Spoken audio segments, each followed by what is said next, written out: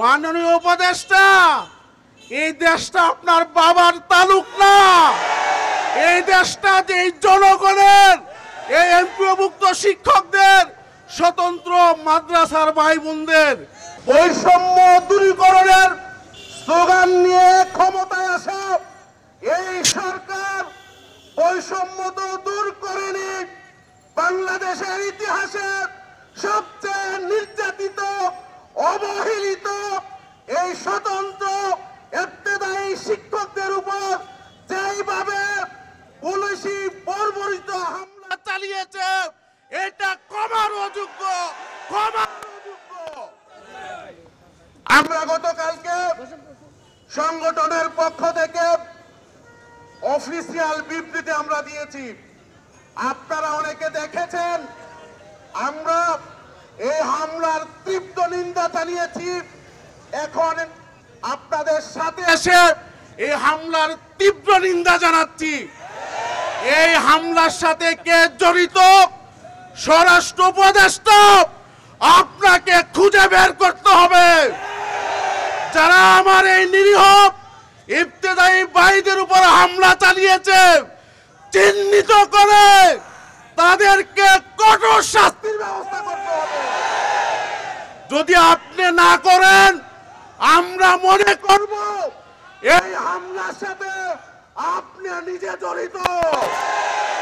আমাদেরকে আপনার পদত্যাগ চাইতে বাধ্য করবেন না।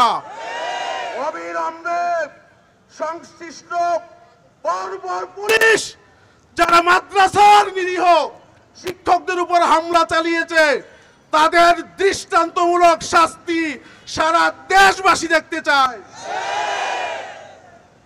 প্রিয় ভাইরা, আপনারা শুনেছেন গতকালকে আমরা মিডিয়ায় দেখেছি, প্রাথমিক ও গণশিক্ষা মন্ত্রণালয়ের সম্মানিত উপদেষ্টা তিনি অবিবেচকের মতো একটি মন্তব্য করেছেন। সোশ্যাল মিডিয়ায় তোলপাড় চলছে। তিনি বলেছেন, বেতন না পোষাইলে অন্য পেশায় চলে যান। মাননীয় উপদেষ্টা, এই দেশটা আপনার বাবার তালুক না। এই দেশটা যে জনগণের, এই এমপিওভুক্ত শিক্ষকদের, স্বতন্ত্র মাদ্রাসার ভাই বোনদের।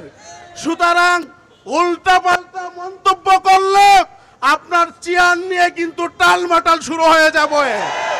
ফ্যাসিবাদী কায়দায় বক্তব্য দেওয়ার সময় আর নেই। আমাদের ভাইরা, আমাদের মাদ্রাসার শিক্ষার্থীরা বুকের তাজা রক্ত রাজপথে ঢেলে দিয়ে আপনাদেরকে প্রশ্নে বসিয়েছে। সুতরাং মনে রাখবেন, যদি ফ্যাসিবাদী কায়দায় বক্তব্য দেন, টেনে হিসড়ে নামাতে আমাদের সময় রাখবে না ইনশাআল্লাহ।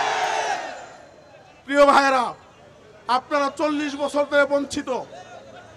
ঢাকার রাস্তায় একজন ভিক্ষুক যে ভিক্ষা করে, তার দৈনিক আয় প্রায় 1000 টাকা, মাসে তার ইনকাম 30,000 টাকা।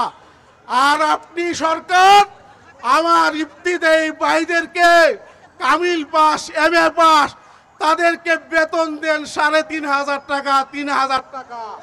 এই এমপিওভুক্ত শিক্ষা স্বতন্ত্র ইবতেদায়ী মাদ্রাসা জাতীয়করণের ঘোষণা দেওয়া পর্যন্ত এই আন্দোলন চলবে, চলবে, চলবে ইনশাআল্লাহ। আমি আপনাদের সামনে ঘোষণা দিতে চাই, জাতীয়করণের ঘোষণা আসার আগ পর্যন্ত বাংলাদেশ মাদ্রাসা শিক্ষক কর্মচারী ফোরাম আপনাদের সাথে আছে, থাকবে ইনশাআল্লাহ।